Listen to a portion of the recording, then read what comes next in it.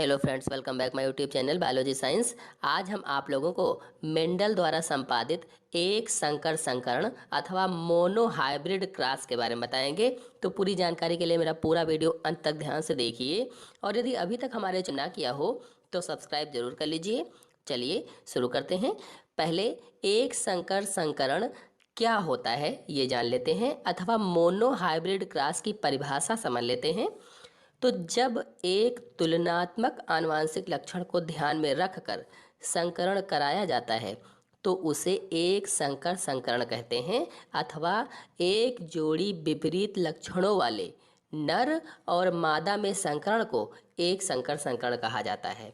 चलिए अब एक संकर संकरण अथवा मोनो हाइब्रिड क्रॉस को समझा देते हैं। तो सबसे पहले आप लोगों को मटर के पौधे पर ही एक संकर संकरण को समझाता हूँ, यानी मोनो हाइब्रिड को मटर के पौधे पर सबसे पहले समझाता हूँ। इसके बाद रेखा चित्र अथवा चेकर बोर्ड के माध्यम से आपको समझा दूंगा ताकि अच्छी तरह से एक संकर संकरण या मोनो हाइब्रिड क्रॉस आपको समझ में आ जाए। चित्र को देखिए, मेंडल ने एक लंबा मटर का पौधा लिया है और दूसरा बौना मटर का पौधा लिया है।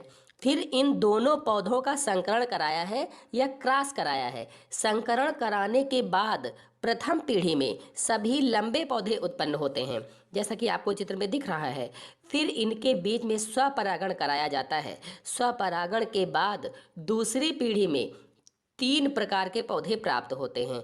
3 प्रकार के कैसे? तो ये देखिए, ये कैपिटल टी वाला, फिर ये कैपिटल टी और स्मॉल टी वाले 2 हैं और फिर तीसरा स्मॉल टी वाले जो नाटे हैं या बौने हैं 1 है। तो प्राप्त तो हुए 3 प्रकार के पौधे, परंतु बाह्य आकारिकी को देखा जाए, मतलब पौधे के आकार को देखा जाए तो 2 ही प्रकार के पौधे प्राप्त होते हैं, 3 लंबे वाले और 1 छोटा वाला या बौना वाला।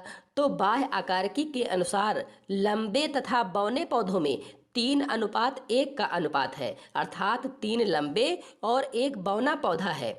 और यदि कारकों के आधार पर देखा जाए या जीन के आधार पर देखा जाए तो फिर पहले वाला कैपिटल टी शुद्ध लंबा पौधा है और दूसरा तथा तीसरा संकर लंबे पौधे हैं जो कैपिटल टी स्मॉल टी से दर्शाए हुए हैं। और शुद्ध बौने पौधों में आखिरी वाला है डबल स्मॉल टी वाला। तो जीन के आधार पर पौधों में 1:2:1 का अनुपात है, मतलब 1 शुद्ध लंबा पौधा है तो 2 संकर लंबे पौधे हैं और 1 शुद्ध बौना पौधा है। इसी प्रकार से दूसरी पीढ़ी में ये जो कैपिटल टी वाले पौधे हैं ये सदैव लंबे पौधों को जन्म देते हैं, ये देखिए, और स्मॉल टी वाले पौधे सदैव बौने पौधों को जन्म देते हैं। और जो कैपिटल टी स्मॉल टी वाले हैं ये लंबे और बौने पौधे 3:1 के अनुपात में उत्पन्न होते हैं या पैदा होते हैं। तो यही पीढ़ी दर पीढ़ी चलता रहता है। तो ये तो समझा आप लोगों ने मटर के पौधे पर कैसे होता है। चलिए अब इसी को रेखा चित्र के माध्यम से या चेकर बोर्ड के माध्यम से आपको समझा देते हैं ताकि अच्छी तरह से मोनो हाइब्रिड क्रॉस आपको समझ में आ जाए। इसमें मेंडल ने मटर के लंबे पौधों का बौने पौधों के साथ संकरण कराया, यानी जो मोनो हाइब्रिड क्रॉस होता है इसमें मेंडल ने क्या किया कि मटर के लंबे पौधों को बौने पौधों के साथ में संकरण कराया।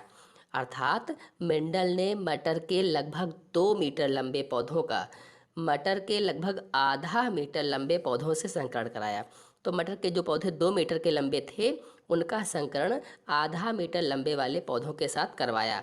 जैसा कि आप चित्र में देख रहे हैं, लंबेपन के प्रभावी लक्षण को कैपिटल टी से प्रदर्शित किया गया है और बौनेपन के अप्रभावी लक्षण को स्मॉल टी से प्रदर्शित किया गया है।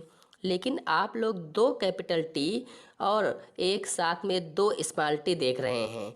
तो कोशिकाओं के लक्षण युग्मों या जोड़ों या पेयर्स में पाए जाते हैं, इसीलिए प्रत्येक लक्षण को यहाँ पर जोड़े में दिखाया गया है। इस प्रकार से यहाँ पर शुद्ध लंबे पौधे के लक्षण को डबल कैपिटल टी से दिखाया गया है और शुद्ध बौने पौधे के लक्षण को डबल स्मॉल टी से प्रदर्शित किया गया है।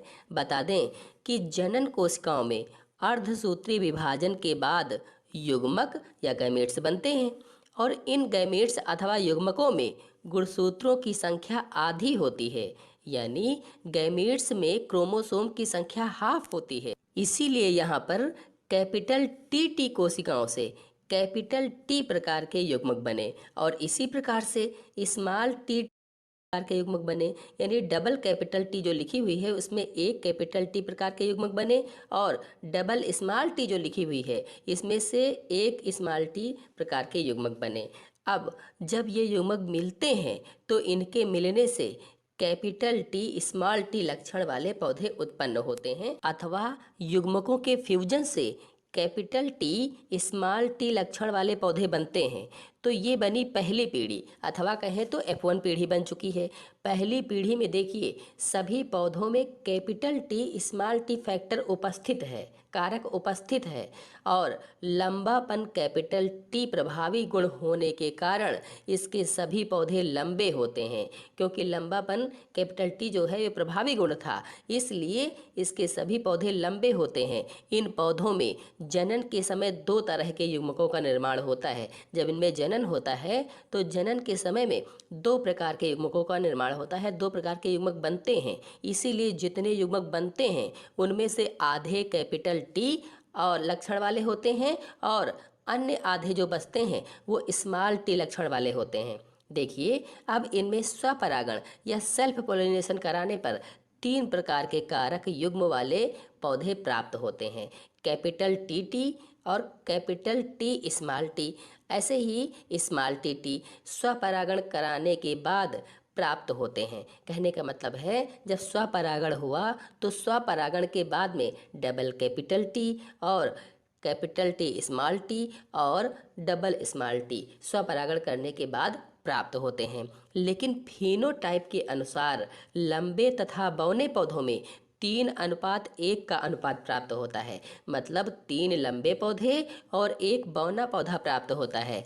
जबकि जीन अथवा कारकों के आधार पर अथवा जीनोटाइप के अनुसार शुद्ध लंबे पौधे यानी कैपिटल टी 25%, संकर लंबे पौधे 50% यानी कैपिटल टी स्मॉल टी 50% तथा शुद्ध बौने 25% यानी स्मॉल डबल टी जो होते हैं ये प्राप्त होते हैं। मतलब पौधों में अनुपात 1:2:1 का अनुपात होता है। इस प्रकार से द्वितीय पीढ़ी में स्मॉल टी लक्षण वाले पौधे सदैव बौने पौधे को जन्म देते हैं और कैपिटल टी लक्षण वाले पौधे सदैव लंबे पौधों को जन्म देते हैं, क्योंकि इनमें दोनों कारक समान हैं। इसके विपरीत कैपिटल टी स्मॉल टी लक्षण वाली संतति से प्रथम F1 पीढ़ी के पौधों के समान लंबे और बौने पौधे 3:1 के अनुपात में जन्म लेते हैं। यही क्रम पीढ़ी दर पीढ़ी चलता रहता है। तो एक बार दोनों चित्रों को मिलाकर फिर से समझा देता हूँ ताकि मोनो हाइब्रिड क्रॉस आपको अच्छी तरह से समझ में आ जाए। देखिए मेंडल ने एक लंबे मटर के पौधे और दूसरे बौने मटर के पौधे के बीच में संकरण कराया अथवा क्रॉस कराया। क्रॉस कराने पर प्रथम पीढ़ी या F1 पीढ़ी में सभी लंबे पौधे उत्पन्न होते हैं, क्योंकि लंबापन प्रभावी लक्षण था। उनमें स्वपरागण फिर कराया जाता है और स्वपरागण के बाद दो प्रकार के पौधे प्राप्त होते हैं, 3 लंबे और 1 बौना, यानी 3:1 का अनुपात प्राप्त होता है। लेकिन यदि जीन के आधार पर देखा जाए तो एक शुद्ध लंबा पौधा, 2 संकर लंबे पौधे और 1 शुद्ध बौना पौधा प्राप्त होता है।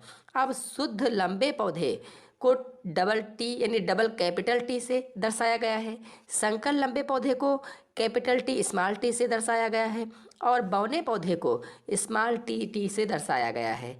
तो ऐसे ही अगली पीढ़ी में शुद्ध लंबे वाले पौधे से सभी लंबे पौधे उत्पन्न होंगे, संकर लंबे वाले से 3:1 के अनुपात में यानी 3 लंबे और 1 बौना पौधा उत्पन्न होगा।